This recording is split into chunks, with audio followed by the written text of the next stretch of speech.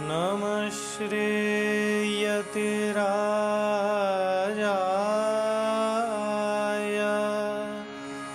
विवेकानन्दसूरये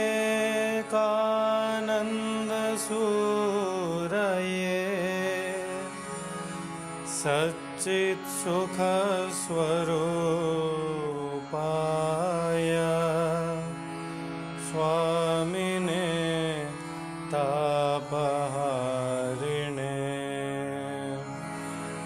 स्वामिने तापहारिणे।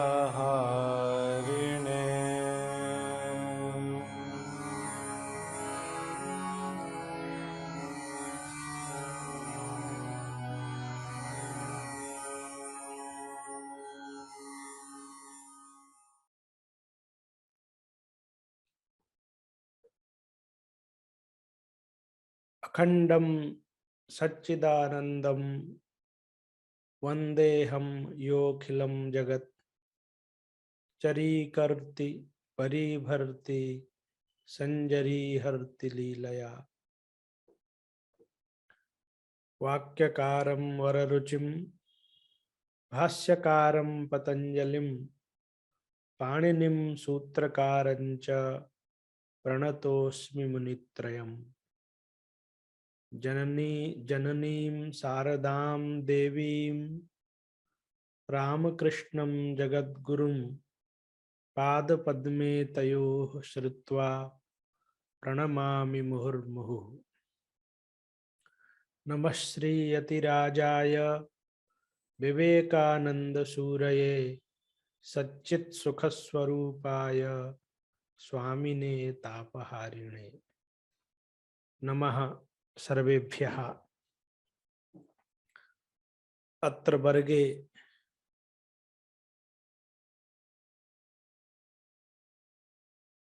सर्वेषाम् आचार्याणां सर्वासाम् आचार्याणां शोधच्छात्राणाम् अन्येषां च छात्राणां हार्दं स्वागतं विद्यते। अस्माभिः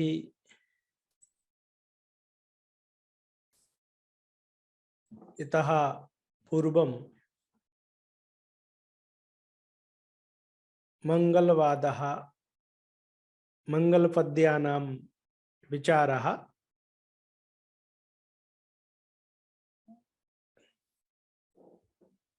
कृतः। सम्प्रति विषयं विचारयामः। एकः ग्रन्थः भवद्भिः सर्वैः एव श्रुतः अस्ति, मञ्जूषा इति। तत्र त्रयः ग्रन्थाः सन्ति, परम लघु मंजूषा, वैयाकरण सिद्धांत लघु मंजूषा, पुनः वैयाकरण मंजूषा इति। तत्र आदौ स्फोट प्रकरणं विद्यते, स्फोटस्य निरूपणम् अस्ति। अत्र च आदौ धात्वर्थ प्रकरणम् अस्ति। तत्र धात्वर्थ प्रकरणं बहु परम् अस्ति। अत्र च ग्रन्थे स्फोट प्रकरणम् अन्ते अस्ति। तस्मात् कस्य विषयस्य आदौ निरूपणं कर्तव्यं, कस्य च विषयस्य अन्ते निरूपणं कर्तव्यम् इत्यस्मिन् विषये ग्रन्थकर्तुः इच्छा एव नियामिका भवति। भट्टोजी दीक्षितैः आदौ धात्वर्थस्य निरूपणं कृतम्, अन्ते च स्फोटस्य निरूपणं कृतम्। तस्मात् कुतः आदौ धात्वर्थस्यैव निरूपणं, तत्र च आदौ कुतः स्फोटस्यैव निरूपणम् इत्यत्र तथा किमपि विनिगमकं नास्ति। टीकादौ कारणं लिख्यते, किन्तु मुख्यं कारणं तु इच्छा एव। तस्मात् वयमपि अधुना विषयं प्रति गच्छामः। ध्वनिः सम्यक् अस्ति वा? अल्पात् अल्पः तु नास्ति। सम्यगेव श्रूयते महोदय। हाँ, तर्हि फलव्यापारयोः धातुः आश्रये तु तिङः स्मृताः, फले प्रधानं व्यापारः, तिङर्थस्तु विशेषणम्। इदं वचनं भट्टोजी दीक्षितानाम् अस्ति। कौण्डभट्टस्य इदं वचनं नास्ति इति स्मरणीय। अत्र वचने चत्वारि दलानि सन्ति। फलव्यापारयोः धातुः स्मृतः, आश्रये तु तिङः स्मृताः, फले व्यापारः प्रधानं भवति, तिङर्थस्तु विशेषणं भवति।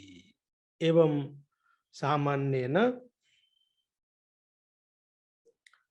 अत्र विभाजनं विद्यते।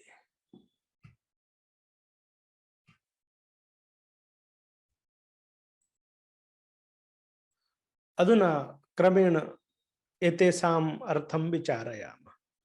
फलव्यापारयोः धातुः इति अस्ति, अग्रे स्मृताः इति बहुवचनम् अस्ति, तस्य एकवचनान्ततया विपरिणामः क्रियते, तेन स्मृतः इति भवति। ततश्च फलव्यापारयोः धातुः स्मृतः इति प्रथमं दलम् अस्ति। अस्य कः अर्थः? तर्हि फलव्यापारयोः इत्यत्र सप्तमी विभक्तिः अस्ति। फलं च व्यापारश्च इति फलव्यापारौ, तयोः फलव्यापारयोः। सप्तमी द्विवचनम् अस्ति, अथ च इतरेतरयोग द्वन्द्व समासः अस्ति। फलव्यापारयोः इत्यत्र अधिकरणे अर्थे सप्तमी विभक्तिः अस्ति। कस्मिन् अधिकरणे? अधिकरणं त्रिविधम् अस्ति, औपश्लेषिकम्, अभिव्यापकं, वैषयिकं च। तर्हि अत्र औपश्लेषिकाधिकरणे सप्तमी नास्ति, अभिव्यापकाधिकरणे अपि सप्तमी नास्ति, अपितु वैषयिकाधिकरणे सप्तमी विभक्तिः अस्ति। तस्मात् फले व्यापारे च धातुः स्मृतः इति अर्थः अस्ति। फलमपि धातोः अधिकरणम् अस्ति, व्यापारः अपि धातोः अधिकरणम् अस्ति। केन संबंधेन? तर्हि वाच्यवाचक भाव संबंधेन। वाच्यवाचक भाव संबंधेन धातोः अधिकरणम् अस्ति फलं, व्यापारश्च। वाच्यवाचक भाव संबंधः अधिकरणता नियामकः भवति, अतएव एवं भूताः प्रयोगाः शास्त्रेषु भवन्ति। भवद्भिः सर्वैः अपि धातुपाठः दृष्टः स्यात्। भूसत्तायाम्, एध वृद्धौ, एवं सर्वत्रैव सप्तम्यन्त निर्देशः अस्ति। भूसत्तायाम् इत्यस्य अर्थः अस्ति सत्तावाचकः भूशब्दः अस्ति। तथैव फलव्यापारयोः इत्यत्र वैषयिकाधिकरणे सप्तमी विभक्तिः अस्ति। यथा मोक्षे इच्छा इत्यत्र इच्छायाः अधिकरणं विषयता संबंधेन मोक्षः अस्ति, तथैव धातोः अपि अधिकरणं फलमस्ति, अथ च व्यापारः अस्ति। केन संबंधेन? तर्हि वाच्यवाचक भाव संबंधेन इति वक्तव्यम्। अतः अत्र अधिकरणे सप्तमी अस्ति। फलव्यापारयोः इत्यत्र या सप्तमी, तस्याः विषयत्वम् अर्थः अस्ति, तच्च अत्र वाचकत्व रूपम् अस्ति। तस्मात् फलव्यापारयोः इत्यत्र या सप्तमी, तस्याः अर्थः वाचकत्वम्। फलव्यापारयोः इत्यत्र फलव्यापार इति प्रकृतिवाचक पदम् अस्ति, पुनः अत्र ओस् इति सप्तमी विभक्तिः अस्ति। सप्तम्याः अर्थः अस्ति वाचकत्वम्। तस्मिन् वाचकत्वे फलस्य अथ च व्यापारस्य प्रकृत्यर्थस्य फलस्य प्रकृत्यर्थस्य व्यापारस्य च स्वनिष्ठवाच्यता निरूपितत्व संबंधेन अन्वयः भवति। स्वनिष्ठ वाच्यता निरूपितत्व संबंधेन अन्वयः भवति। तेन फलव्यापारयोः इत्यस्य अर्थः भवति फलव्यापारोभयनिष्ठ वाच्यता निरूपित वाचकता। फलव्यापारयोः इत्यस्य अर्थः भवति फलव्यापारोभयनिष्ठ वाच्यता निरूपित वाचकता। वाचकतायाश्च आश्रयता संबंधेन धातु अन्वयः भवति। तेन वाचकतावान् धातुः। फलव्यापारयोः धातुः इत्यस्य अर्थः आगतः फलव्यापारोभयनिष्ठ वाच्यता निरूपित वाचकतावान् धातुः स्मृतः इति। अर्थात फलस्य वाचकः धातुः अस्ति, व्यापारस्य च वाचकः धातुः अस्ति इति आगतम्। ततश्च प्रकारान्तरेण अपि वक्तुं शक्यते धातोः अर्थः फलमस्ति अथ च व्यापारः अस्ति। फलव्यापारोभयनिष्ठ वाच्यता निरूपित वाचकतावान् धातुः इति प्रथमस्य दलस्य अर्थः। आश्रये तु तिङः स्मृताः इति। आश्रये इत्यत्रापि सप्तमी अस्ति। अत्रापि वैषयिकाधिकरणे सप्तमी अस्ति। एवं च आश्रये इत्यत्र या सप्तमी तस्याः अपि वाचकत्वम् अर्थः। तस्मिन् वाचकत्वे प्रकृत्यर्थस्य आश्रयस्य स्वनिष्ठवाच्यता निरूपितत्व संबंधेन अन्वयः भवति। तेन आश्रयनिष्ठ वाच्यता निरूपित वाचकता इत्यर्थः भवति। वाचकतायाः आश्रयता संबंधेन तिङि अन्वयः भवति। तेन आश्रयेतु तिङः स्मृताः इत्यस्य अर्थः भवति आश्रयनिष्ठ वाच्यता निरूपित वाचकतावन्तः तिङः। अर्थात आश्रयस्य वाचकाः तिङः भवन्ति। तेन तिङाम् अर्थः भवति आश्रयः। एवं रीत्या प्रथमदलयोः अर्थः अस्ति। इदं व्याख्यानं तत्र भूषणसारस्य प्रभाव्याख्यायां लिखितमस्ति। तत्र आचार्यैः लिखितं फलव्यापारयोरिति वाचकत्वरूप विषयत्वं सप्तम्यर्थः एवं आश्रये इत्यत्रापि तदेव सप्तम्यर्थः तथा च विभक्त्यर्थे विभक्त्यर्थः कः अस्ति वाचकत्वम् अतः विभक्त्यर्थे वाचकत्वे फलस्य पुनः व्यापारस्य आश्रयस्य च स्वनिरूपितत्व संबंधेन अन्वयः वाचकत्वस्य च स्वरूप अर्थात आश्रयता संबंधेन धातौ तिङि च अन्वयः एवं च फलव्यापारो भय निरूपित वाचकतावान् धातुः आश्रय निरूपित वाचकतावन्तश्च तिङः इति पूर्वार्धार्थः। पूर्वार्धः अस्ति फलव्यापारयोः धातुः आश्रयेतु तिङः स्मृताः इति।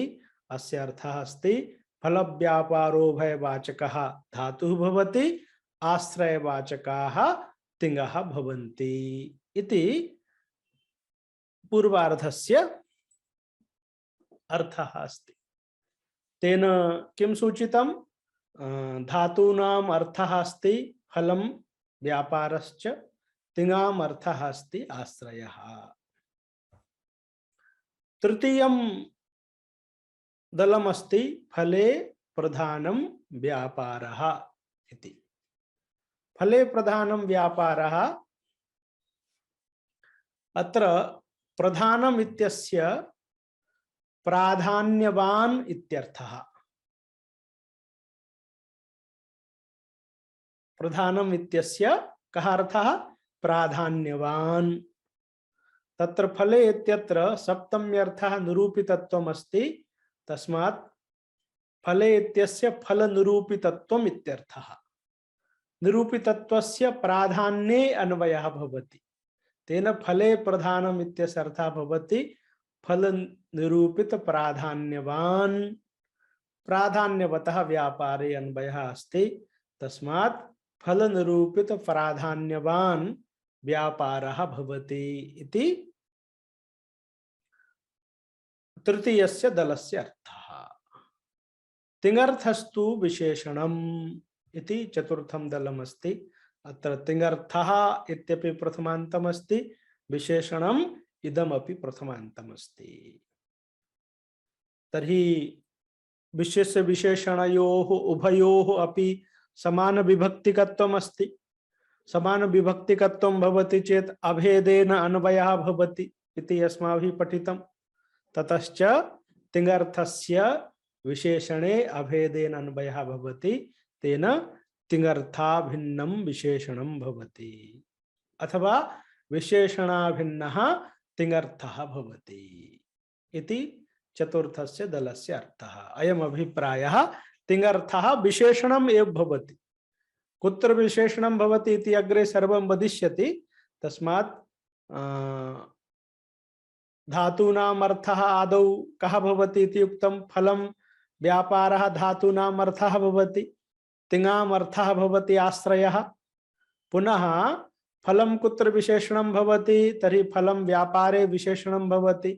तिङर्थः अस्ति आश्रयः, सः कुत्र विशेषणं भवति, तर्हि तिङर्थः आश्रयः इत्युक्ते कुत्रचित् सः कर्तृरूपः भवति, कुत्रचित् कर्मरूपः भवति।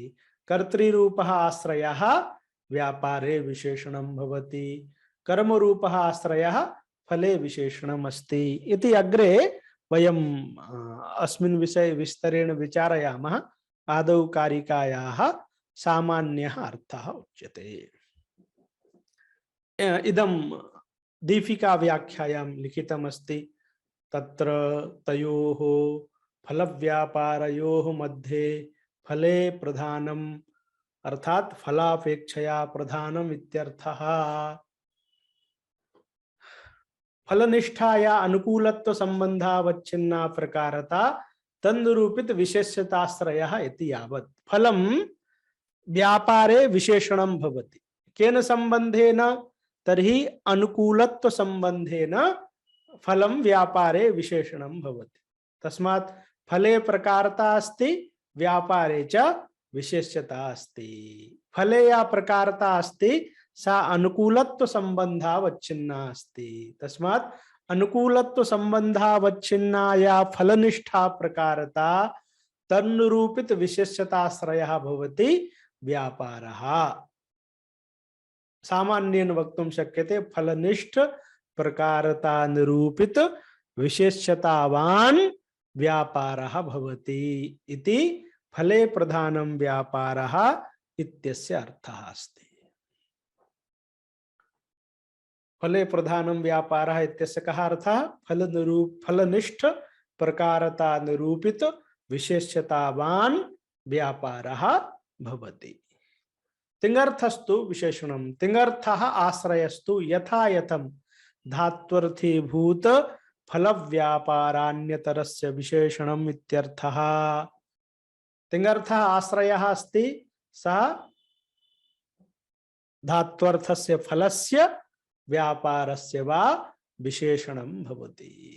तत्र कर्मरूपः आश्रयः फलस्य विशेषणं भवति, कर्तृरूपः आश्रयः व्यापारस्य विशेषणं भवति इति विवेकः अस्ति, अर्थात कारिकायाः सरलार्थः अस्ति।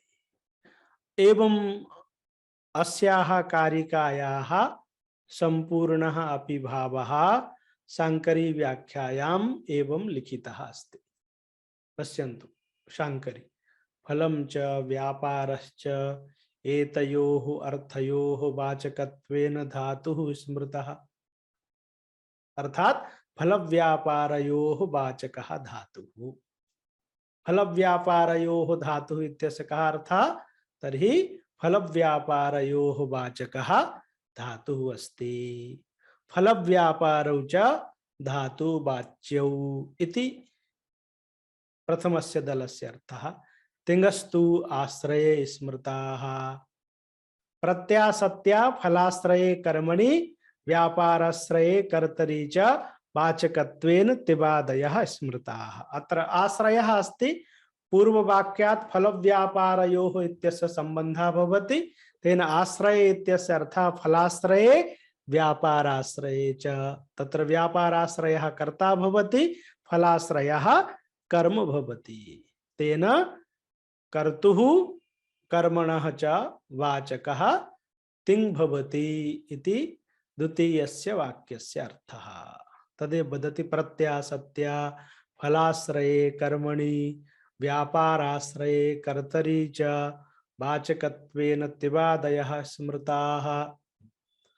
कर्मकर्तारौ तिवादि वाच्यौ इत्यर्थः।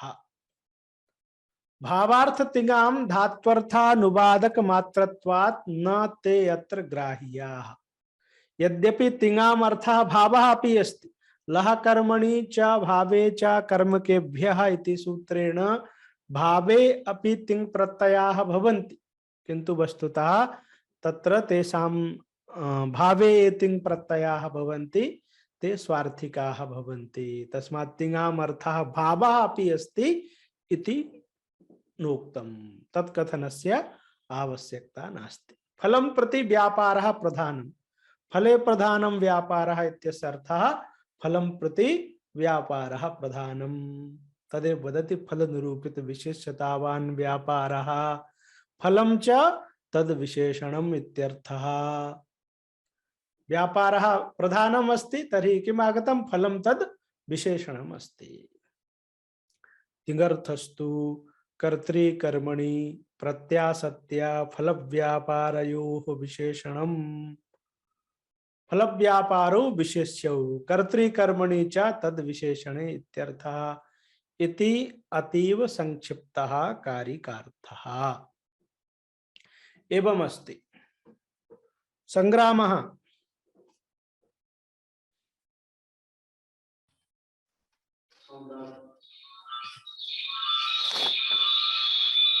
म्यूट करोतु। अवगतम्? कारिकायाः सरलार्थः अवगतः। ये प्रथमतया भूषणसारं पठन्ति तेषाम् इदं ज्ञानम् आदौ अवश्यं भवेत्। तुहिन मंडलः। हाँ गुरुजी। कारिकायाः अर्थः ज्ञातः? ज्ञातः। हाँ। तर्हि धातूनाम् अर्थः कः अस्ति? फलं फलं व्यापारः। व्यापारः। तिङाम् अर्थः कः अस्ति? आश्रयः। आश्रयः। पुनः फलं प्रति व्यापारः प्रधानं भवति। तिङर्थः विशेषणं भवति। तिङर्थः कर्ता कुत्र विशेषणं? व्यापारे। व्यापारे। तिङर्थः कर्म कुत्र विशेषणं? फले। फले। एवं कारिकायाः सरलार्थः अस्ति। अत्र यदि कस्यचित् कारिकार्थ विषये कश्चित् प्रश्नः अस्ति चेत् तेन वक्तुं शक्यते।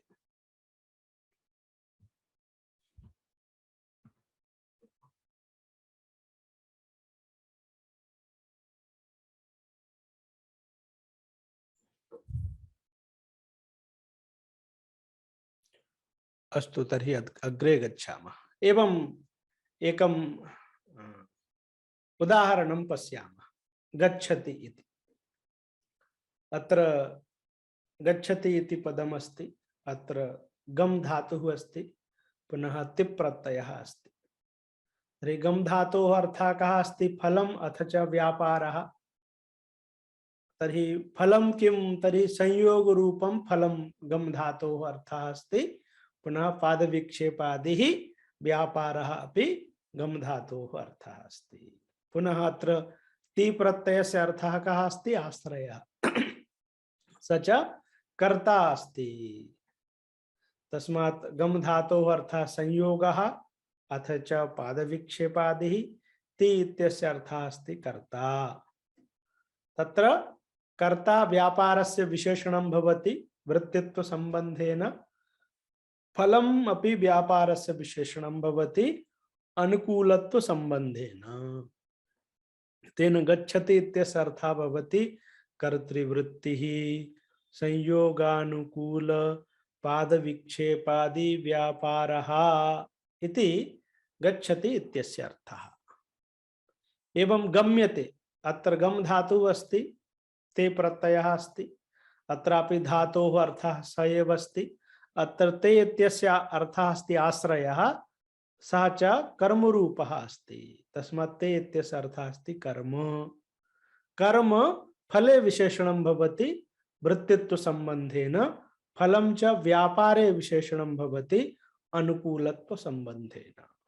तेन गम्यते इत्यस्य अर्थः भवति कर्म वृत्ति संयोगानुकूल पाद विक्षेपादि व्यापारः इति गम्यते इत्यस्य अर्थः भवति। अधुना प्राथमिकः अर्थः मया प्रोक्तः अस्ति। इतः परं वयं क्रमेण विचारयामः।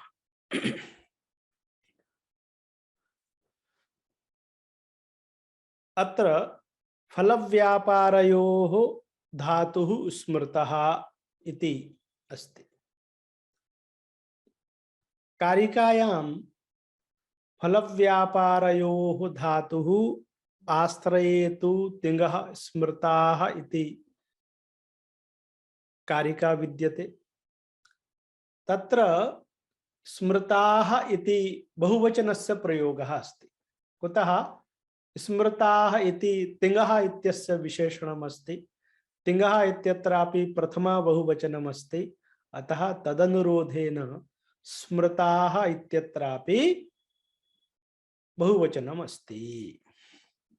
किन्तु यदा स्मृताः इत्यस्य धातुना साकम् अन्वयः क्रियते तदा धातुः इति एकवचनम् अस्ति, अतः स्मृताः इत्यस्यापि एकवचनान्ततया विपरिणामः क्रियते, तदा फलव्यापारयोः धातुः स्मृतः इति प्रयोगः भवति। वचन विपरिणामः अत्र क्रियते। कुतः वचन विपरिणामः कृतः? स्मृताः इति बहुवचनान्तेन साकम् एव सम्बन्धः भवतु, एकवचनान्ततया विपरिणामः कुतः क्रियते? तर्हि कश्चित् नियमः अस्ति।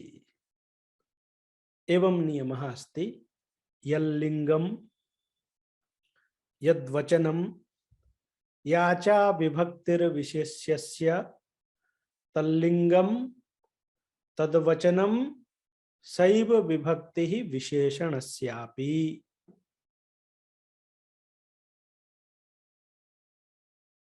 एवं प्रकारान्तरेण अपि कुत्रचित् उच्यते,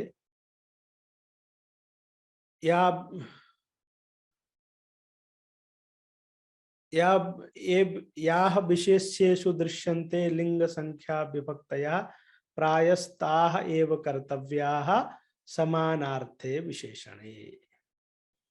एवं अस्याः कारिकायाः अर्थः अस्ति, यत्र अभेद संबंधेन विशेष्य विशेषण भावः अस्ति।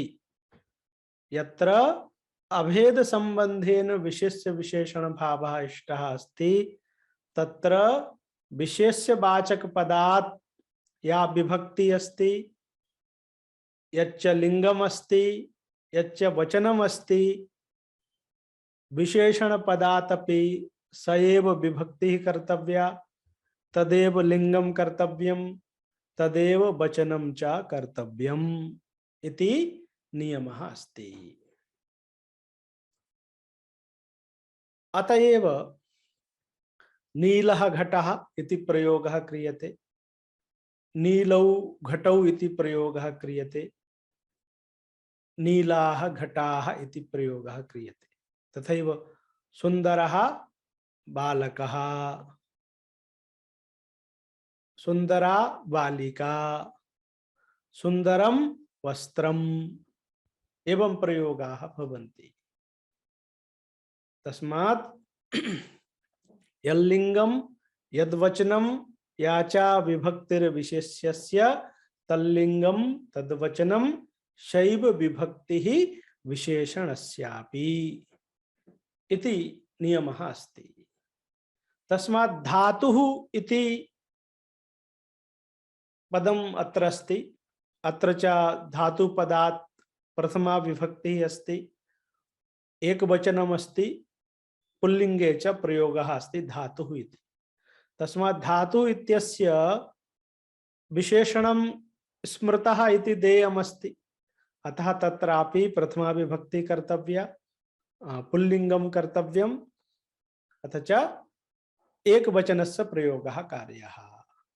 अत्र कारिकायां तु स्मृताः इति प्रयोगः अस्ति, तत्र विभक्ति प्रथमा एव अस्ति, लिंगमपि पुंस्त्वमेव अस्ति, किन्तु वचनं तत्र बहुवचनम् अस्ति। तस्मात् अत्र यदा धातुना साकं यदा सम्बन्धः क्रियते तदा वचन विपरिणामं कृत्वा अस्माभिः सम्बन्धः कार्यः, अन्यथा असाधुत्वं भविष्यति। यथा नीलः घटाः अथवा घटः नीलाः इत्यादि प्रयोगाणाम् असाधुत्वं भवति, तथैव धातुः स्मृताः इति प्रयोगः क्रियते चेत् अस्य वचनस्य असाधुत्वं स्यात्। अतः धातुः इत्यनेन साकं यदा स्मृत इत्यस्य सम्बन्धः क्रियते तदा स्मृताः इत्यत्र बहुवचनमस्ति, तस्य एकवचने विपरिणामः कार्यः, सम्बन्धश्च कार्यः। तेन फलव्यापारयोः धातुः स्मृतः इति प्रयोगः अस्ति। वचन विपरिणामः कर्तव्यः कुतः? एवं नियमः अस्ति। एवं क्वचित् लिंगस्य विपरिणामः कर्तव्यः भवति, क्वचित् च विभक्तेः विपरिणामः कर्तव्यः भवति। यतोहि नियमः अस्ति, अभेद संबंधेन यत्र विशेष्य विशेषण भावः अस्ति तत्र विशेष्य विशेषक वाचक पदयोः समान विभक्तिकत्वं भवेत्, समान वचनकत्वं भवेत्, समान लिंगकत्वं च भवेत् इति नियमः विद्यते। तस्मात् यदि विरुद्ध विभक्तिकत्वम् अस्ति तर्हि विभक्ति विपरिणामः कार्यः, विरुद्ध वचनकत्वम् अस्ति तर्हि वचन विपरिणामः कार्यः, विरुद्ध लिंगकत्वम् अस्ति चेत् लिंग विपरिणामः अस्माभिः कर्तव्यः। अतएव अत्र स्मृताः इत्यत्र धातुः इत्यत्रापि प्रथमा अस्ति, स्मृताः इत्यत्रापि प्रथमा अस्ति, तस्मात् समान विभक्तिकत्वम् अस्ति। पुनः धातुः इत्यत्रापि पुंस्त्वम् अस्ति, स्मृताः इत्यत्रापि पुंस्त्वम् अस्ति, तस्मात् समान लिंगकत्वम् अपि अस्ति, किन्तु समान वचनकत्वं नास्ति। एकत्र एकवचनम् अस्ति, अपरत्र बहुवचनम् अस्ति, तस्मात् अत्र वचन विपरिणामः क्रियते। तेन फलव्यापारयोः धातुः स्मृतः इति वाक्यस्य प्रयोगः भवति। अस्य अर्थः फलस्य व्यापारस्य च वाचकः धातुः अस्ति इति। तदस्माभिः पठितम्। बहुषु स्थलेषु लिंगस्य विपरिणामः कर्तव्यः भवति। एकम् उदाहरणम् अत्र मया प्रदत्तम् अस्ति। एवं श्रीमद्भागवते इदं वचनम् अस्ति, कथितो वंश विस्तारो भवता सोमसूर्ययोः राज्ञां चोभय वंशानां चरितं परमाद्भुतम् इति। अत्र कथितः इति पुल्लिंगे प्रयोगः अस्ति। अस्य वाक्यस्य अर्थः अस्ति भवता सोमसूर्ययोः वंश विस्तारः कथितः, पुनः उभय वंशानां राज्ञां परमाद्भुतं चरितं अधुना अत्र कथितः इत्यस्य सम्बन्धः कर्तव्यः अस्ति। अत्र चरितम् अथ च कथितः उभयत्रापि प्रथमा विभक्ति अस्ति, अतः समान विभक्तिकत्वं विद्यते। पुनः अत्र वचनमपि उभयत्र एकवचनम् अस्ति, अतः समान वचनकत्वम् अपि अत्र अस्ति, किन्तु समान लिंगकत्वं नास्ति। चरितम् इत्यत्र क्लीबलिंगस्य प्रयोगः अस्ति, कथितः इत्यत्र च पुल्लिंगस्य प्रयोगः अस्ति। तस्मात् चरितं कथितः इति यदि संबंधः क्रियते चेत् असाधुता स्यात्। अतः एवं भूतेषु स्थलेषु लिंग विपरिणामः आदौ कर्तव्यः, तदनन्तरं संबंधः कार्यः। तेन उभयवंशानां राज्ञां परमाद्भुतं चरितं कथितम् इति प्रयोगः तत्र भवति।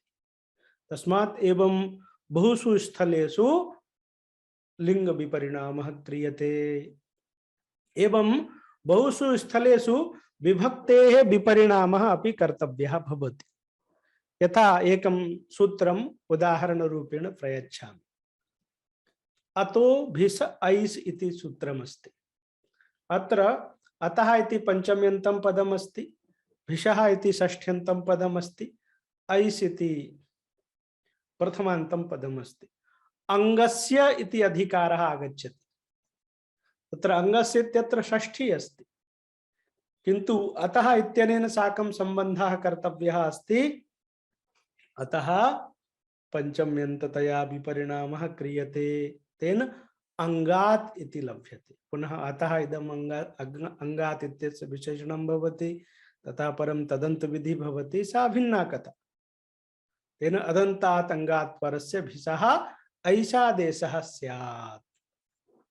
एवं विभक्ति विपरिणामः क्वचित् भवति।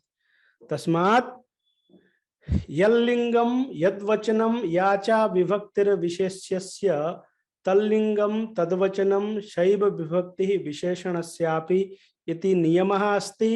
अयं च नियमः यत्र अभेद संबंधेन विशेष्य विशेषण भावः अस्ति तत्रैव प्रवर्तते। यत्र भेद संबंधेन विशेष्य विशेषण भावः भवति तत्र अस्य नियमस्य प्रवृत्तिः नास्ति।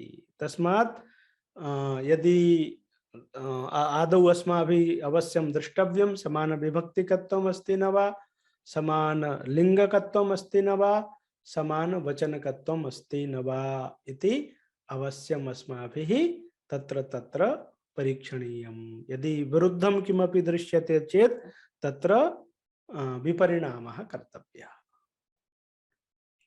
एवम् अस्ति।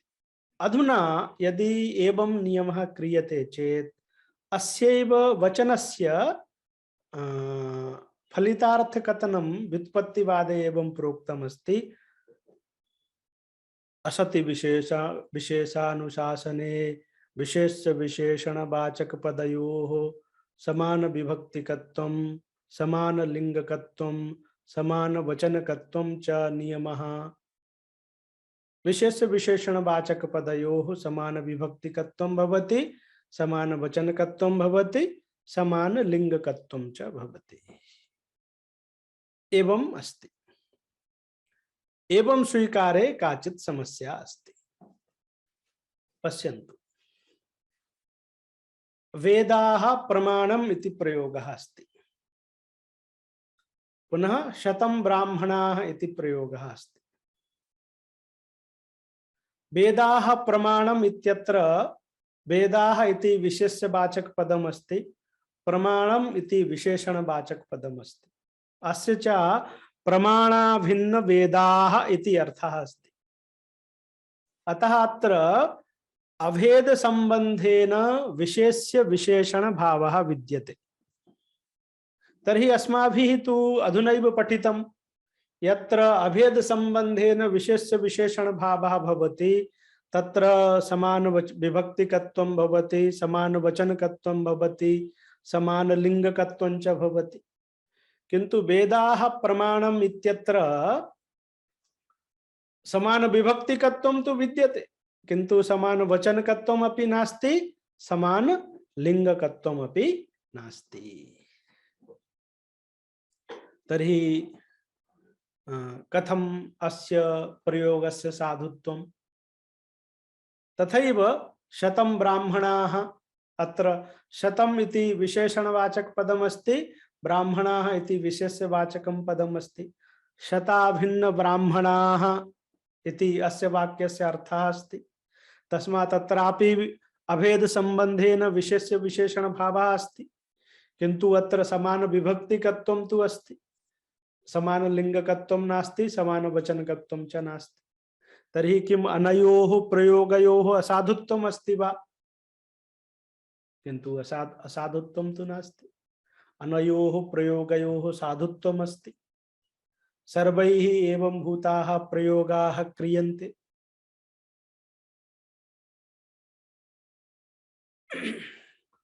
पुनः एकः प्रयोगः अस्ति मैथिली तस्य दाराः इति मैथिली तस्य दाराः अत्र मैथिली इति विशेषवाचक पदम दाराः इति विशेषणवाचक पदम अथवा दाराः इति दाराः इति विशेषवाचक पदम मैथिली इति विशेषणवाचक पदम मैथिल्यभिन्नाः मैथिल्यभिन्न दाराः इति अस्य वाक्यस्य बोधः अस्ति तर्हि मैथिली इत्यत्रापि प्रथमा अस्ति दाराः इत्यत्रापि प्रथमा अस्ति किंतु अत्र लिंग व्यत्ययः अपि दृश्यते पुनः वचन व्यत्ययः अपि दृश्यते मैथिली इत्यत्र प्रथमायाः एकवचनम् अस्ति दाराः इत्यत्र च बहुवचनम् अस्ति पुनः पुल्लिंगे प्रयोगः अस्ति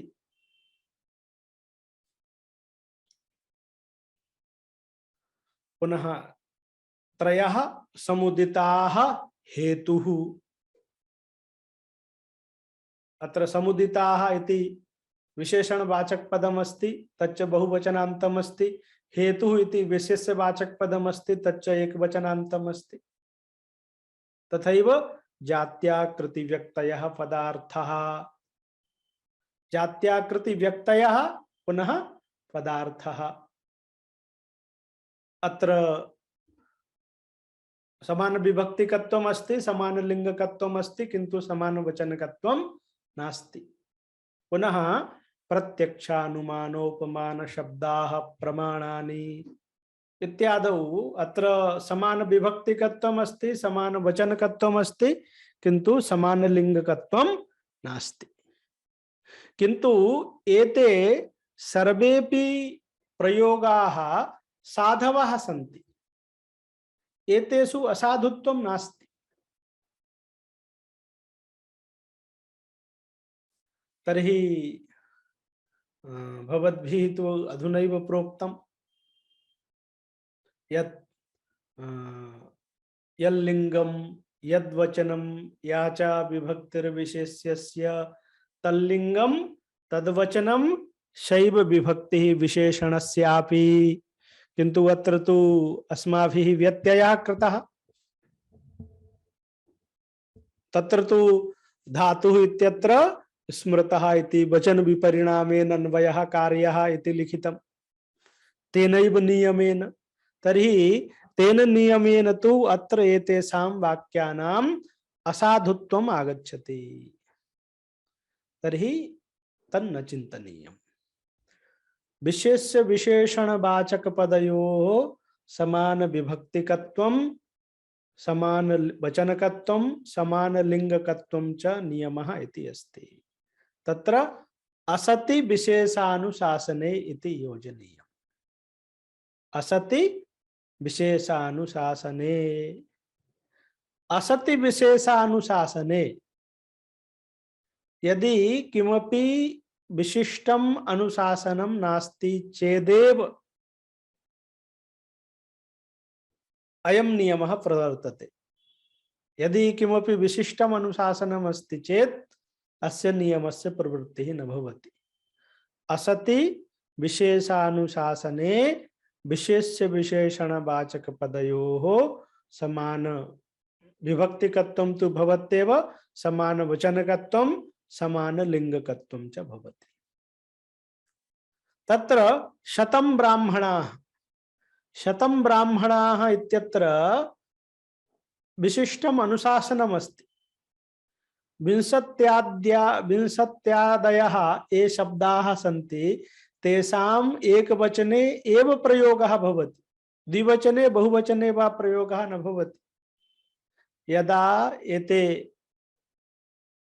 संख्येयवाचकाः भवन्ति तदा विंशत्यादीनां शब्दानाम् एकवचने एव प्रयोगः भवति, द्विवचने बहुवचने वा प्रयोगः न भवति इति विशिष्टम् अनुशासनम् अस्ति।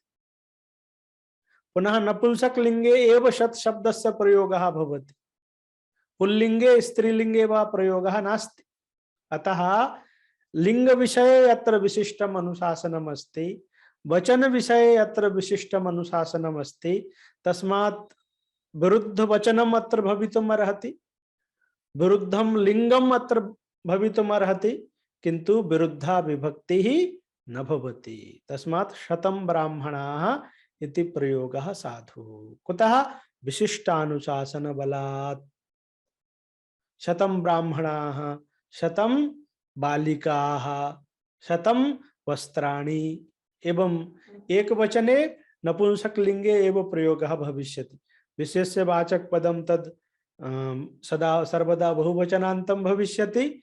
लिंगम क्वचित् पुल्लिंगम वा भवेत्, स्त्रीलिंगम वा भवेत्, क्लीबलिंगम वा भवेत्। शतपदात्तु एकवचनम् एव भविष्यति, नपुंसकलिंगम च भविष्यति। तस्मात् लिंग विषये अथ च वचन विषये विशिष्टम् अनुशासनम् अस्ति। अतः तद् भिन्नं भवितुम् अर्हति, किन्तु विभक्ति अपि भिन्ना भवेत्, तद् विषये किमपि विशिष्टम् अनुशासनं नास्ति। तस्मात् विभक्तिः समाना भवति। तेन शतं ब्राह्मणाः इति प्रयोगः साधुः अस्ति।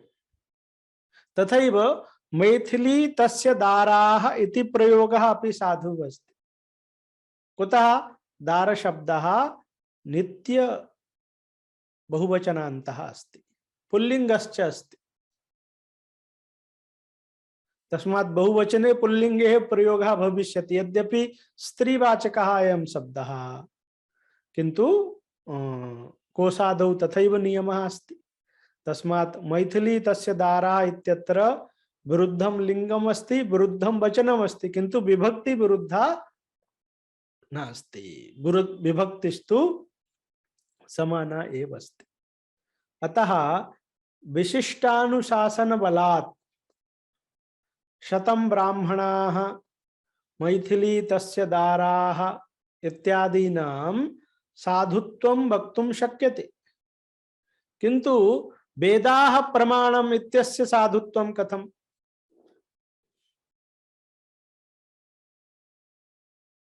यतोहि वेदाः प्रमाणम् इत्यत्र प्रमाण शब्दः नपुंसकलिंगः अस्ति।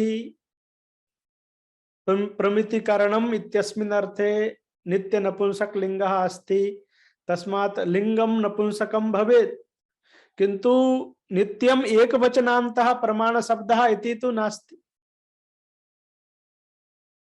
तस्मात् वेदाः प्रमाणानि इति वक्तुं शक्यते। लिंगं भिन्नं भवितुम् अर्हति, यतोहि लिंग विषये विशिष्टम् अनुशासनम् अस्ति, किन्तु वचन विषये तु विशिष्टम् अनुशासनं किमपि नास्ति। तस्मात् वेदाः प्रमाणम् इति प्रयोगस्य कथं साधुत्वम्? तथैव त्रयः समुदिताः हेतुः, यथा अधा प्रत्यक्षानुमानोपमान शब्दाः प्रमाणानि। अत्र विभक्ति समाना अस्ति, वचनं समानम् अस्ति, लिंगं च भिन्नं भिन्नम् अस्ति। यतोहि शब्द पदं नित्य पुल्लिंगः अस्ति, तस्मात् शब्दाः इत्येव प्रयोगः भविष्यति। पुनः प्रमाण शब्दः नित्य नपुंसकलिंगः अस्ति, तस्मात् तद् प्रमाणानि इत्येव भविष्यति। अतः प्रत्यक्षानुमानोपमान शब्दाः प्रमाणानि इत्यत्र समानं वचनम् अस्ति, समाना विभक्तिः अस्ति, लिंगं तु विरुद्धम् अस्ति, तथापि अस्य साधुत्वं। तथैव वेदाः प्रमाणानि इति वक्तुं शक्यते, किन्तु वेदाः प्रमाणम् इति कथं प्रोक्तम्? तथैव त्रयः समुदिताः हेतुः इति कथम् उक्तम्? हेतवः इति वक्तव्यमासीत्। यतोहि तत्र लिंग विषये अपि विशिष्टम् अनुशासनं नास्ति, वचन विषये अपि विशिष्टम् अनुशासनं नास्ति। तथैव जात्याकृति व्यक्तयः पदार्थः इति कुतः उक्तम्? पदार्थः इति वक्तव्यमासीत्। एवं च असति विशेषानुशासने एव समान वचनकत्वं समान लिंगकत्वं च भवति इति यदि अंगीक्रियते तदा शतं ब्राह्मणाः मैथिली तस्य दाराः प्रत्यक्षानुमानोपमान शब्दाः प्रमाणानि इत्यादीनां साधुत्वं वक्तुं शक्यते, किन्तु वेदाः प्रमाणं त्रयः समुदिताः हेतुः पुनः जात्याकृति व्यक्तयः पदार्थः इत्यादीनां साधुत्वं कथं वक्तुं शक्यते इति प्रश्नः अस्ति। तस्मात् एवं भूताः नाना प्रयोगाः सन्ति, तेषां समेषां समाधानाय कुत्र समान वचनकत्वं भवति कुत्र च न भवति अस्मिन् विषये व्युत्पत्तिवाद कृद्भिः कश्चित् नियमः प्रोक्तः अस्ति। स च नियमः एवम् अस्ति, यत्र विशेष्यवाचक पदोत्तर विभक्ति तात्पर्य विषय संख्या विरुद्ध संख्यायाः अविवक्षितत्वं तत्र विशेष्य विशेषण पदयोः समान वचनकत्व नियमः इति व्युत्पत्तिवादस्य पंक्ति अस्ति। अधः यद् वाक्यद्वयम् अस्ति तद् तस्याः एव पंक्तेः भावार्थः अस्ति, सः ग्रन्थः व्युत्पत्तिवादस्य नास्ति। आदौ पूर्वं ये प्रश्नाः मया उपस्थापिताः तेषां तात्पर्यं ज्ञातम्?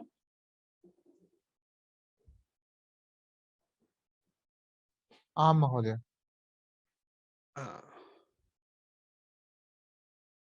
सुरदीप, आं महोदय। प्रश्नाः अवगताः? आमां। तेषां विषये कस्यचित् सन्देहः अस्ति चेत् तेन यस्य सन्देहः सः वदतु। महोदय, शतं ब्राह्मणानि कथं सम्भवति? शतं ब्राह्मणाः इत्यत्र शतं यस्य विशेषणं भविष्यति तद् बहुवचनान्तमेव भविष्यति। आमामेव। किन्तु शत शब्द विषये नियमः अस्ति, तस्य एकवचने एव प्रयोगः भवति, पुनः नपुंसकलिङ्गे एव प्रयोगः भवति। तस्मात् शतं ब्राह्मणाः इत्येव वक्तुं शक्यते। एवं शतानि ब्राह्मणाः एवं प्रयोगः क्रियते चेत् सः एव प्रयोगः साधुः स्यात्। शताः ब्राह्मणाः इति वा क्रियते चेत् असाधुः स्यात्। तस्मात् शतं ब्राह्मणाः तत्र विशिष्टम् अनुशासनम् अस्ति लिंग विषये अथ च वचन विषये। तस्मात् एकवचनमेव वक्तुं शक्यते, पुनः क्लीबलिङ्गम् एव तत्र भवति, किन्तु विभक्ति तु समाना अस्ति न वा? आमाम्। यतोहि विभक्ति विषये कश्चित् तथा नियमः नास्ति। अवगतम्? आमाम्। तर्हि लिंग विपरिणामः यत्र यत्र दृश्यते तत्र तु कोशाः द्रष्टव्याः। ये नियतलिङ्गाः शब्दाः भवन्ति, अयं शब्दः पुल्लिङ्गः एव, अयं शब्दः स्त्रीलिङ्गः एव, अयं शब्दः क्लीबलिङ्गः एव, ये नियतलिङ्गाः शब्दाः भवन्ति तत्र विशेष्यस्य अथ च विशेषणस्य लिंगं भिन्नं भिन्नं भवितुम् अर्हति, तथापि क्लेशः नास्ति। वचनं कुत्र समानवचनकत्वं भवति कुत्र च विरुद्धवचनकत्वम् अपि सम्भवति, अस्मिन् विषये कश्चित् नियमः व्युत्पत्तिवादकृद्भिः प्रतिपादितः अस्ति। कः नियमः? तर्हि अयं नियमः अस्ति, यत्र विशेष्यवाचक पदोत्तर विभक्ति तात्पर्य विषय संख्या विरुद्ध संख्यायाः अविवक्षितत्वं तत्र विशेष्य विशेषण पदयोः समानवचनकत्व नियमः। यत्र विशेष्यवाचक पदम यदस्ति, विशेष्यवाचक पदात् या विभक्ति अस्ति, तस्याः विभक्तेः तात्पर्य विषयभूता या संख्या, अर्थात तस्याः विभक्तेः वाच्या या संख्या, तद विरुद्धा या संख्या, सा विरुद्ध संख्या यदि विशेषण वाचक पदोत्तर विभक्त्या अविवक्षिता भवति तदा तु विशेष्य विशेषण पदयोः समानवचनकत्वं भवति। किंतु यत्र विरुद्धा संख्या एव विवक्षिता भवति तत्र विरुद्ध वचनकत्वम् अपि भवितुम् अर्हति। यथा पश्यन्तु, नीलाः घटाः इति प्रयोगः अस्ति। कः प्रयोगः? नीलाः घटाः इति। अत्र घटाः इदं विशेषवाचक पदं, नीलाः इति विशेषणवाचक पदम्। अत्र विशेष्यवाचक पदं घट इति पदं, तदुत्तर विभक्ति अस्ति जस्, तस्याः जस विभक्तेः तात्पर्य विषयभूता संख्या अस्ति बहुत्व संख्या। बहुत्व विवक्षायां जस् भवति न वा? आम् महोदय। तस्मात् जसः अर्थः अस्ति बहुत्वम्।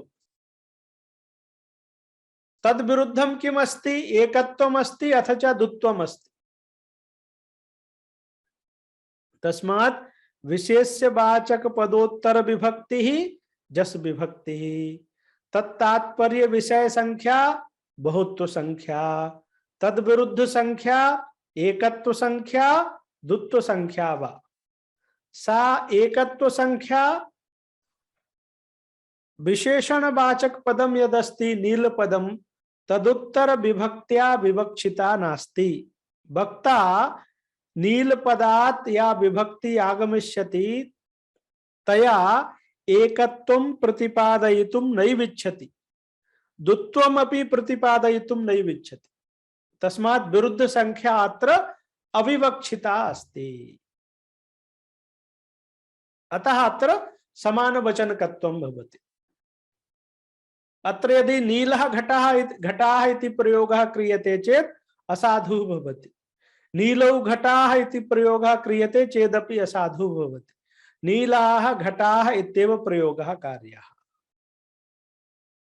तस्मात् अयं नियमः समानवचनकत्व विषये स्मरणीयः। यत्र विशेष्यवाचक पदोत्तर विभक्ति तात्पर्य विषय संख्या विरुद्ध संख्यायाः अविवक्षितत्वं तत्र विशेष्य विशेषण पदयोः समान वचनकत्व नियमः इति। यथा मया अथा यथा नीलाः घटाः इत्यत्र विशेष्यवाचक पदं घट इति, तदुत्तर विभक्तिः जस विभक्तिः, तत्तात्पर्य संख्या बहुत्व संख्या, तद विरुद्ध संख्या एकत्व संख्या द्वित्व संख्या वा। सा एकत्व संख्या अथवा द्वित्व संख्या विशेषणवाचक नील पदोत्तर विभक्त्या न विवक्षिता। न विवक्षिता इत्युक्ते वक्ता ताम संख्यां वक्तुं नेच्छति। अतः अत्र समान वचनकत्वम्।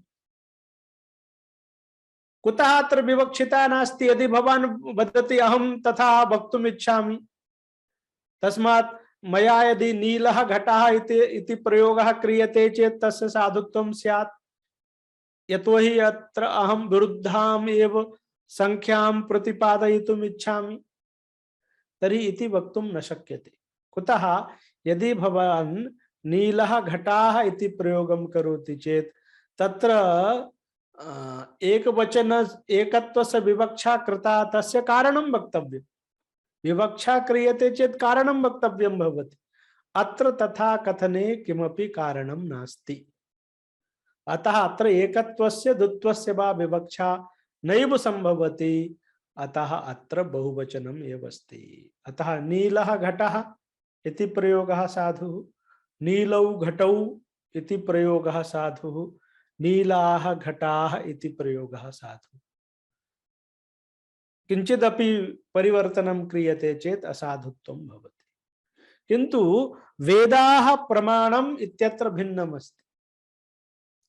अत्र विशेष्यवाचक पदं वेद इति पदं विद्यते, तदुत्तर विभक्ति जस् विभक्ति अस्ति, तत्तात्पर्य विषय संख्या अत्र बहुत्व संख्या अस्ति, तद्विरुद्धा संख्या एकत्व संख्या, सा एकत्व संख्या एव विशेषणवाचक प्रमाण पदोत्तर सुविभक्त्या अत्र विवक्षिता अस्ति। वक्ता अत्र एकत्वमेव वक्तुम् इच्छति, अतः अत्र समान वचनकत्वम् इति नियमः न प्रवर्तते। अतः अत्र विरुद्ध वचनकत्वम् अपि भवति, तेन वेदाः प्रमाणम् इति प्रयोगः अस्ति। कुतः तथा नेच्छति वक्ता? अत्र बहुत्वं प्रतिपादयितुं कुतः न इच्छति, एकत्वमेव वक्तुं कुतः इच्छति? तर्हि सर्वेषु वेदेषु एकविधम् एव प्रमितिकरणत्वम् अस्ति इति सूचयितुम् अत्र एकत्वं वक्तुम् इच्छति वक्ता। एकत्वस्य विवक्षा विरुद्ध संख्या एव अत्र कुतः विवक्षिता, किं कारणं? तर्हि सर्वेषु वेदेषु एकविधम् एव प्रमितिकरणत्वम् अस्ति इति सूचयितुं तथा प्रयोगः कृतः अस्ति। प्रमिति न्यायनये चतुर्विधं प्रमितिकरणत्वम् अस्ति। प्रत्यक्ष प्रमाकरणत्वम्, अनुमितिकरणत्वम्, उपमितिकरणत्वम्, शाब्द प्रमाकरणत्वम्। तत्र वेदेषु किम् अस्ति? शाब्द प्रमाकरणत्वम् अस्ति। तद् ऋग्वेदे, यजुर्वेदे, सामवेदे, अथर्ववेदे चत्वारः वेदाः सन्ति, तेषु सर्वेषु प्रमाकरणत्वं तु एकमेव अस्ति, शाब्द प्रमाकरणत्वम्। तर्हि चतुर्षु अपि वेदेषु एकविधम् एव प्रमितिकरणत्वम् अस्ति इति वक्तुम्, इति प्रतिपादयितुम् अत्र एकत्वस्य विवक्षा कृता अस्ति। अतः अत्र विरुद्ध वचनकत्वम् अस्ति, तथापि अस्य साधुत्वं विद्यते। एवं च वेदाः प्रमाणम् इत्यस्य प्रमाकरणा भिन्नाः वेदाः इति अर्थः। कः अर्थः? प्रमाकरण भिन्नाः वेदाः। वेदाः। किन्तु पश्यतु, प्रत्यक्षानुमानोपमान शब्दाः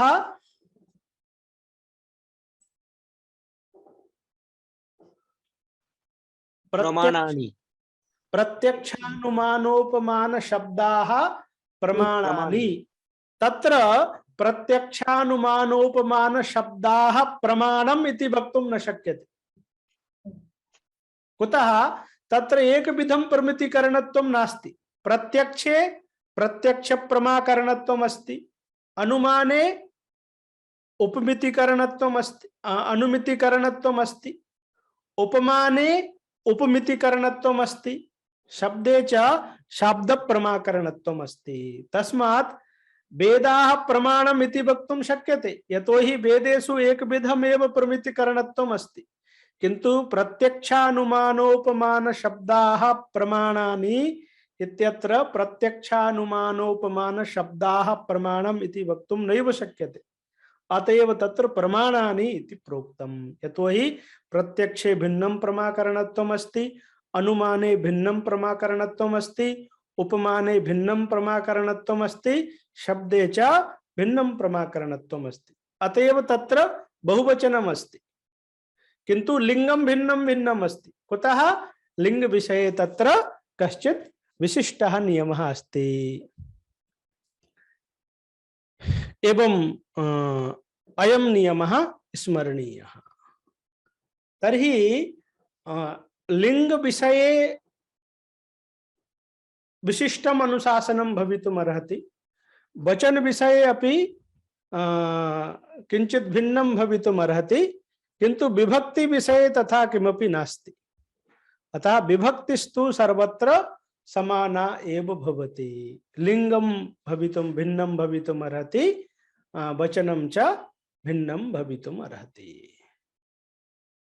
अतएव सा कारिका मया पूर्वं प्रोक्ता लिंग संख्या विभेदेपि विशेषण विशेष्यता विभक्ति पुनरेकैव विशेषण विशेष्ययोः।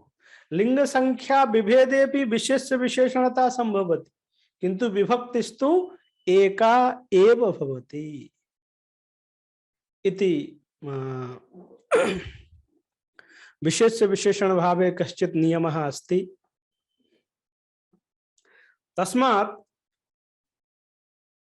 फलव्यापारयोः धातुः इति वाक्यमस्ति।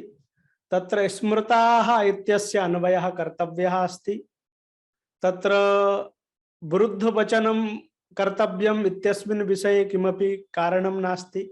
विरुद्धं लिंगं कर्तव्यम् अस्मिन् विषये अपि किमपि वचनं नास्ति। अतः ग्रंथकृद्भिः भूषण सारकारेण कौण्डभट्टेन प्रोक्तमस्ति। तत्र स्मृताः स्मृतः इति वचन विपरिणामेन अन्वयः फलव्यापारयोः धातुः स्मृतः। अत्र एवम् अस्ति। फलव्यापारयोः धातुः स्मृतः इति अस्ति। अस्य कः अर्थः? फलस्य व्यापारस्य च वाचकः धातुः अस्ति। अत्र फलव्यापारयोः इत्यत्र इतरेतरयोग द्वन्द्वः अस्ति, अथ च सप्तमी द्विवचनम् अस्ति। तर्हि भवद्भिः सर्वैः एव इदं पठितं स्यात्। इतरेतरयोग द्वन्द्वे समासघटकानां समेषामपि पदार्थानां प्राधान्यं भवति। रामकृष्णौ गच्छतः, तत्र रामस्यापि प्राधान्यमस्ति, कृष्णस्यापि प्राधान्यमस्ति। फलव्यापारयोः इत्यत्रापि इतरेतरयोग द्वन्द्वः अस्ति। कथं ज्ञायते? तर्हि द्विवचन निर्देशेनैव ज्ञायते। तस्मात् धातोः फलमपि अर्थः अस्ति, व्यापारः अपि अर्थः अस्ति। फल विशिष्ट व्यापारः धातोः अर्थः नास्ति। द्विवचन निर्देशेन भट्टोजी दीक्षितैः इदं सूचितं धातोः फलम् इति पृथगर्थः, व्यापारः इति पृथगर्थः। फल विशिष्ट व्यापारः धातोः अर्थः नास्ति। नैयायिकेषु नव्याः फल विशिष्ट व्यापारः धातूनाम् अर्थः इति वदन्ति। तत् खण्डयितुं तथा भट्टोजी दीक्षितेन प्रोक्तमस्ति फल व्यापारयोः धातुः इति। तेन फल निरूपिता शक्तिः भिन्ना अस्ति, व्यापार निरूपिता च शक्तिः भिन्ना अस्ति। अथवा एका एव शक्ति अस्ति, किंतु उभयोः उपस्थितिः पृथक् पृथक् भवति। फलस्य उपस्थितिः पृथक् भवति, व्यापारस्य च उपस्थितिः पृथक् भवति। सम्राटः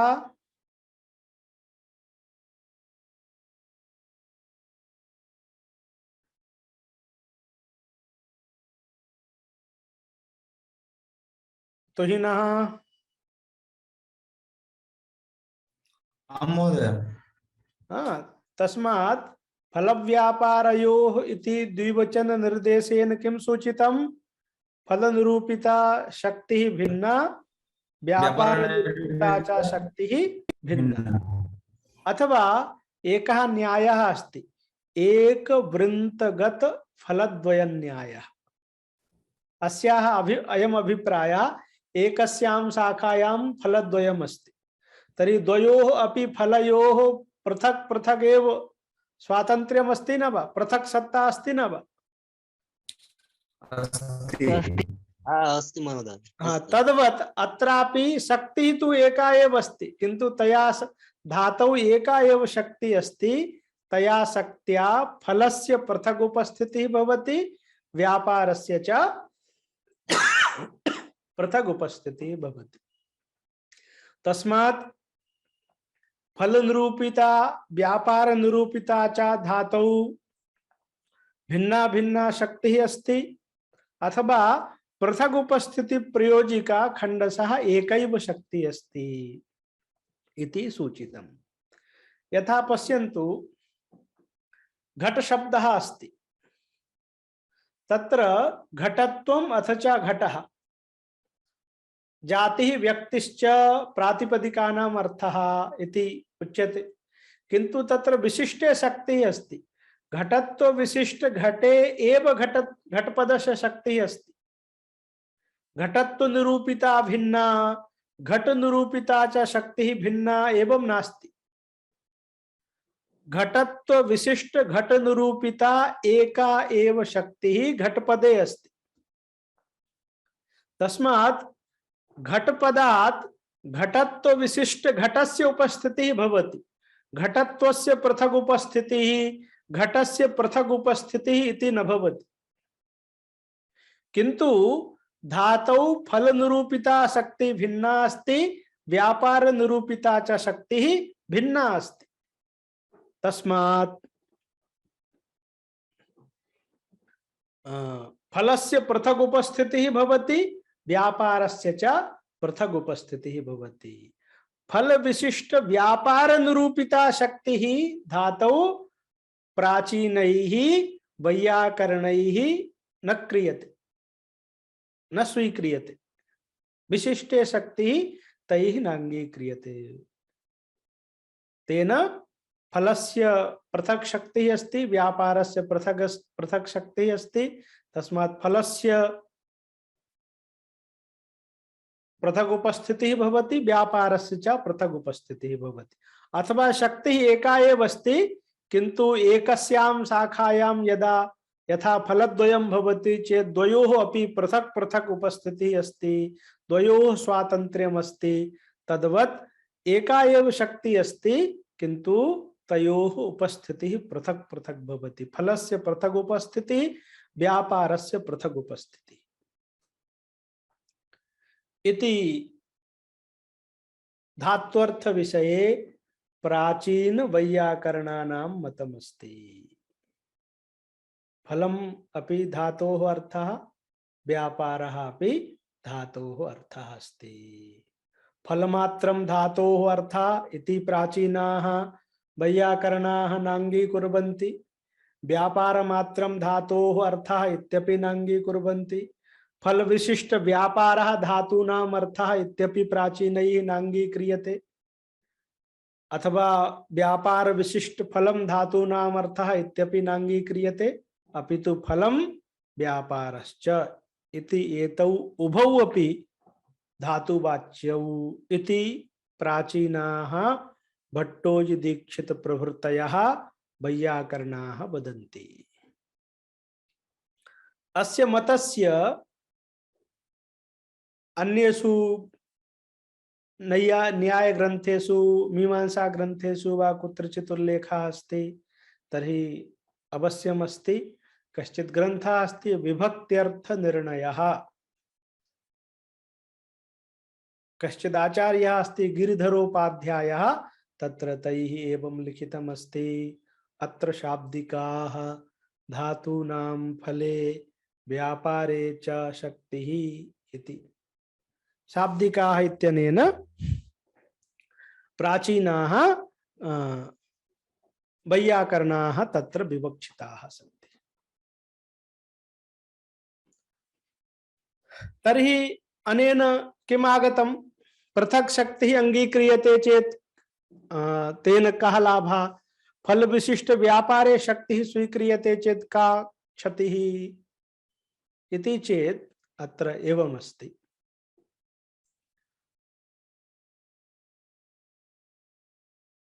यदि वयं फल विशिष्ट व्यापारे शक्तिं स्वीकुर्मः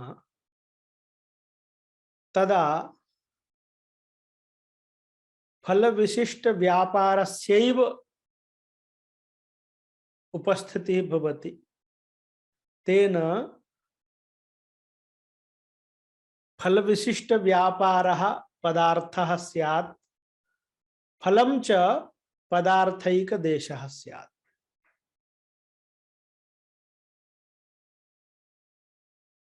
यथा यदा द्वयो फले पृथक शक्तिः अस्ति, व्यापारे च पृथक शक्तिः अस्ति, तदा फलस्य स्वातन्त्र्येण पृथक उपस्थितिः भवति, व्यापारस्य च पृथक उपस्थितिः भवति। तेन फलम् अपि पदार्थः भवति, व्यापारः अपि पदार्थः भवति।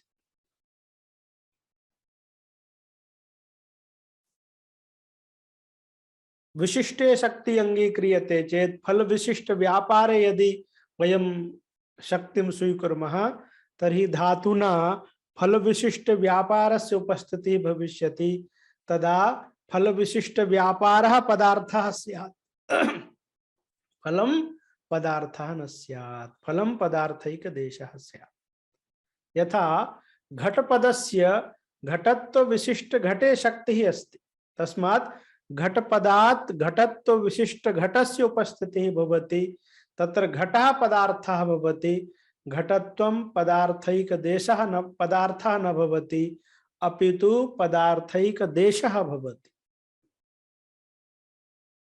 भवतु का समस्या, फलं पदार्थैक देशः भवतु, घटत्वं पदार्थैक देशः अस्ति चेत् का समस्या, तर्हि फलमपि पदार्थैक देशः भवतु, फल विशिष्ट व्यापारे एव धातूनां शक्तिः भवतु। पृथक पृथक शक्तिः किमर्थम् अंगीक्रियते अथवा पृथक उपस्थितिः किमर्थं स्वीक्रियते,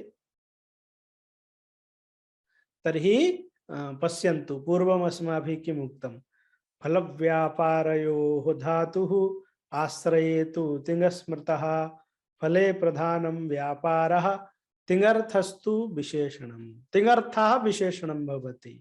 तिङर्थः कः अस्ति, कर्ता, अथ च कर्म, तत्र कर्ता व्यापारे विशेषणं भवति, कर्म फले विशेषणं भवति इति अस्माभिः उक्तम्। यदि फल विशिष्ट व्यापारे शक्तिं स्वीकुर्मः तर्हि फलं पदार्थैक देशः स्यात्, ततश्च पूर्वं यत् प्रतिपादितं कर्म फले विशेषणं भवति इति यद् अस्माभिः उक्तं तदेव भवितुं नार्हति। कुतः, एकः प्रसिद्धः नियमः अस्ति, पदार्थः पदार्थेन अन्वेति न तु पदार्थैक देशेन इति नियमः अस्ति। एकस्य पदार्थस्य अपरस्मिन् पदार्थे एव अन्वयः भवति, पदार्थैक देशे अन्वयः न भवति। ततश्च कर्मणः कर्म पदार्थः अस्ति, तस्य पदार्थे एव अन्वयः भविष्यति, पदार्थैक देशे अन्वयः न भविष्यति। किन्तु कर्मणः फले अन्वयः स्वीकर्तव्यः अस्ति, तस्मात् फलस्यापि पदार्थत्वम् इष्टमस्ति। अतः फले पृथक शक्तिः अस्ति, व्यापारे च पृथक शक्तिः अस्ति इति अंगीक्रियते। अन्यथा फले कस्यापि अन्वयः न स्यात्, किन्तु वैयाकरणाः फले कर्मणः अन्वयं प्रतिपादयन्ति। अतः तदर्थं फलस्य पदार्थत्वम् इष्टमस्ति, अन्यथा तत्र कर्मणः अन्वयः न स्यात्। यथा पश्यन्तु, नित्यः घटः इति प्रयोगः न भवति, नित्यः घटः इति प्रयोगः भवति वा? न भवति। न भवति। कुतः न? यतोहि नित्यस्य यदि घटे अन्वयः क्रियते चेत् सः अन्वयः बाधितः अस्ति। नित्यस्य घटे अन्वयः क्रियते चेत् बाधितः अस्ति। घटः तु अनित्यः अस्ति। घटः अनित्यः अस्ति। अनित्यः अनित्यः अस्ति। तर्हि केनचित् उक्तं वयं घटपदस्य अर्थः अस्ति घटत्व विशिष्ट घटः। तत्र घटत्वे नित्यस्य अन्वयं कुर्मः।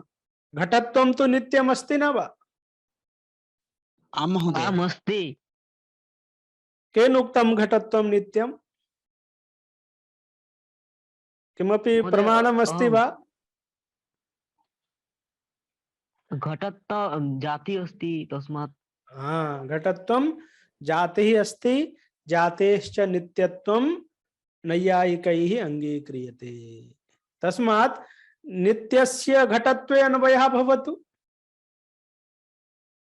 किन्तु नित्यस्य घटत्वे अन्वयः भवितुं नार्हति। कुतः? घटत्वं पदार्थैकदेशः अस्ति। घटत्वं पदार्थैकदेशः देशः अस्ति। अतः पदार्थः पदार्थेन अनुवेति न तु पदार्थैकदेशेन इति नियमानुसारं नित्य पदार्थस्य घटत्वे अन्वयः भवितुं नार्हति। तथैव घटे अपि अन्वयः भवितुं नार्हति। घटे कुतः न? यतोहि घटे नित्यत्वं बाधितम् अस्ति। घटे नित्यत्वं नित्यत्वं बाधितम् अस्ति। तस्मात् नित्यः घटः इति न प्रयोगः। एवं च यथा नित्यः घटः इति प्रयोगः न भवति तत्र नित्यस्य नित्यपदार्थस्य घटत्वे अन्वयः भवितुं नार्हति। पदार्थः पदार्थेन अन्वेति न तु पदार्थैकदेशेन इति नियमः विद्यते। तद्वत् यदि फल विशिष्ट व्यापारे धातूनां शक्तिः इति यदि वयं स्वीकुर्मः तर्हि फले अपि अन्यस्य पदार्थस्य अन्वयः न स्यात्, किन्तु फले अन्यस्य पदार्थस्य अन्वयः इष्टः अस्ति। अतः पृथक् पृथक् उपस्थितिः अङ्गीक्रियते। एवं व्यवस्था अस्ति। अधुना मया सामान्येन कारिकार्थः निरूपितः अस्ति। अधुना यदि कस्यचित् विदुषः छात्रस्य वा कश्चित् प्रश्नः अस्ति चेत् वदन्तु।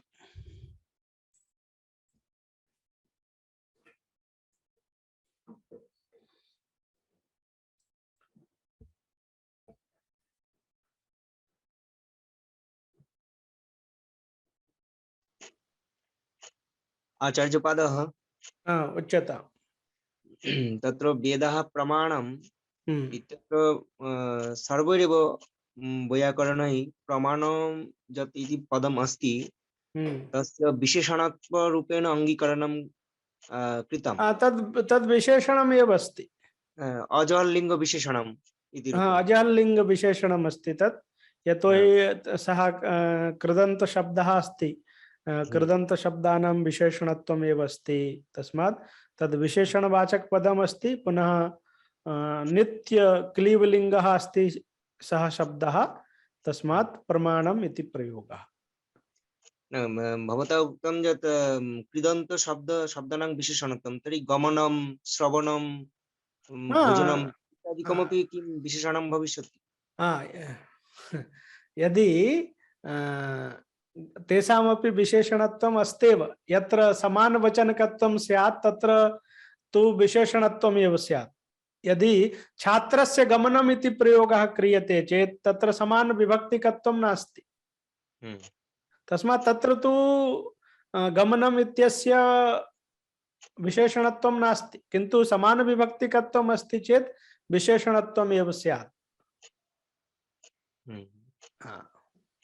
परन्तु यदि वेदा प्रमाणम् इत्यत्र वयं वेदा इति पदम् उद्देश्यपदं प्रमाणम् इति विधेयपदम् अस्तु, तथा स्वीकुर्मः चेदपि अत्र सा समस्या तु आगच्छति यत् कथं विरुद्धवचनकत्वम् अस्ति। तर्हि विरुद्धवचनकत्वस्य समाधानं तु अस्माभिः कर्तव्यमेव। विशेष्य विशेषणभावे व्यत्ययः क्रियते चेत् अस्तु, व्यत्ययः कृतः। हम्म। तर्हि वेदाः प्रमाणानि इति वक्तव्यं। वेदाः प्रमाणम् इति कथं? तस्मात् विरुद्धवचनकत्व विषये शङ्का अस्ति, अतः तस्याः निवारणं कर्तव्यम्। तदा कथं वक्तव्यं? तदा एवं वक्तव्यम्, अत्र विशेष्यवाचकपदं प्रमाणपदं, तदुत्तर विभक्ति सुविभक्ति, तत्तात्पर्य विषय संख्या एकत्व संख्या, तद विरुद्धा संख्या बहुत्व संख्या। सा बहुत्व संख्या एव वेद पदोत्तर विभक्त्या विवक्षिता अस्ति। कुतः? वेदाः चत्वारः सन्ति इति सूचयितुम् इति वक्तुं शक्यते। किन्तु ग्रन्थेषु अत्र प्रमाणपदस्य विशेषणत्वमेव प्रोक्तम् अस्ति व्युत्पत्तिवादादिषु ग्रन्थेषु। तत्र तु एवमेव अस्ति। हाँ, वेदशब्द आचार्यः, वेदशब्दः ज्ञानार्थकः इति जातु स्वीकृत्य एकवचनं वक्तुं न शक्यते एव। तदस्ति। वस्तुतः अयं तु अस्माकं प्रयोगः नास्ति, कश्चित् शास्त्रीयः प्रयोगः। तस्मात् सत्यं सत्यं। तत्र न, तु मम अस्माभिः जिज्ञासा अधुना केवलम्। अस्य साधुत्वं वक्तव्यम् अस्ति। एवं, तावत्। एवं, एवं। हाँ, न, मम तु केवलं जिज्ञासा आसीत्। हाँ, अतः। सत्यं सत्यं। किन्तु अयं प्रयोगः तु वस्तुतः एते प्रयोगाः अस्माकम् इत्युक्ते वयं न कुर्मः। वेदाः एवं, प्रमाणमिति शास्त्रीयः प्रयोगः। एवं। मैथिलीदाराः इत्यपि आप्तप्रयोगः। कश्चित् प्रयोगः अस्ति। तस्मात् एते प्रयोगाः आचार्यैः कृताः। त्रयः समुदिताः हेतु इति तु आधुनिक प्रयोगः अस्ति। आचार्येण मम्मटेन अयं प्रयोगः कृतः। तस्मात् आर्षत्वात् समाधानम् एवं किमपि वक्तुं न शक्यते। एवं। किन्तु आचार्यः तावत् न जानाति इत्यपि वक्तुं न शक्यते। सत्यम्। अतः अस्माभिः अवश्यं तत्र कारणं वक्तव्यम्। तर्हि कुतः कृतं? तर्हि तत्र एवं लिखितमस्ति टीकादौ यत् समुदिते हेतुता अस्ति। शक्ति निपुणताभ्यासाः एते त्रयः सन्ति। तत्र शक्ति निपुणताभ्यास समुदाये हेतुता अस्ति। प्रत्येकं स्वातन्त्र्येण हेतुता नास्ति, अपितु समुदिते हेतुता अस्ति इति सूचयितुम् एकवचनस्य प्रयोगः आचार्येण कृतः। तेन शक्तिमात्रेण काव्यस्य उत्पत्तिः न भवति, निपुणता मात्रेण न भवति, अभ्यास मात्रेण न भवति। यस्य समीपे इदं त्रितयम् अस्ति तेनेव काव्यं भवति इति अस्ति। तस्मात् यत्र एवं विरुद्धवचनकत्वम् आचार्यैः प्रोक्तम् अस्ति तत्र अवश्यं किमपि कारणम् अस्ति, तदस्माभिः वक्तव्यम् इति। इतोपि एका जिज्ञासा। हाँ, उच्यता।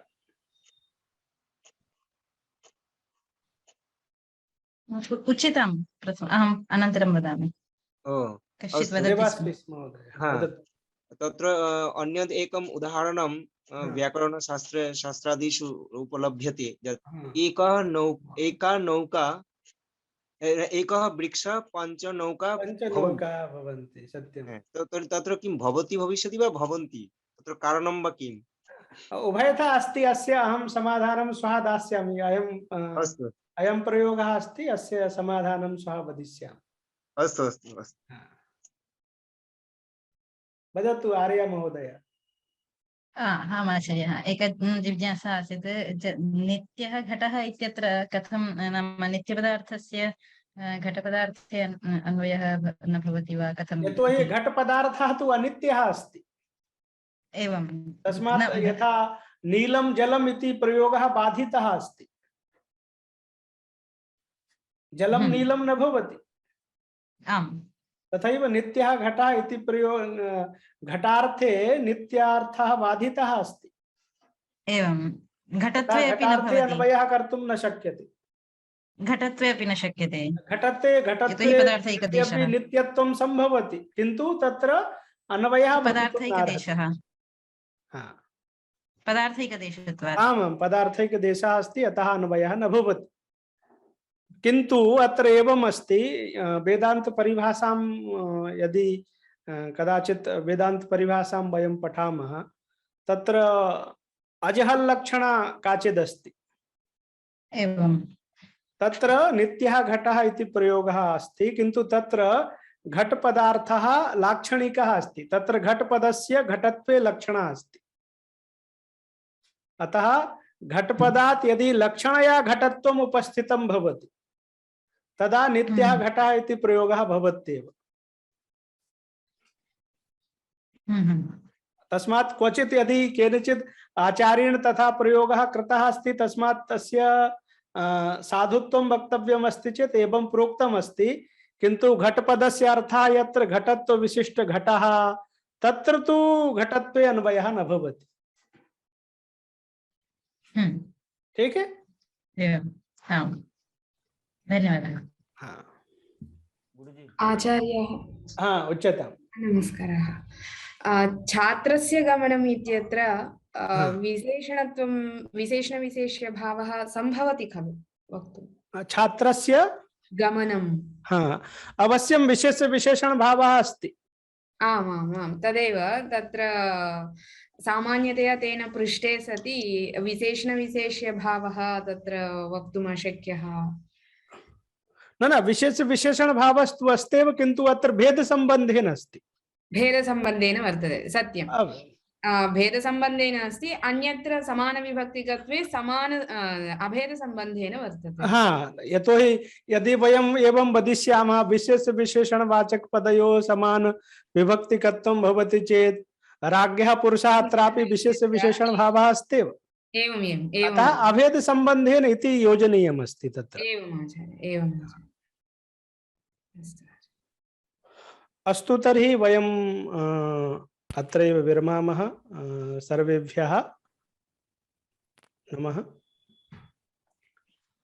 हरिः ओम तत्सत् श्रीरामकृष्णार्पणमस्तु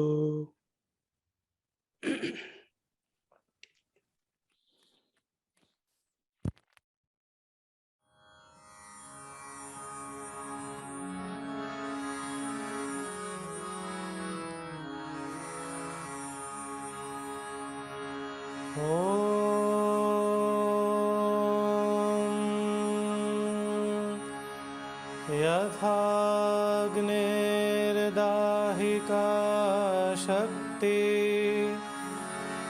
रामकृष्णे स्थिता हि या सर्वविद्या स्वरूपान्तां शारदां प्रणमाम्यहम् सा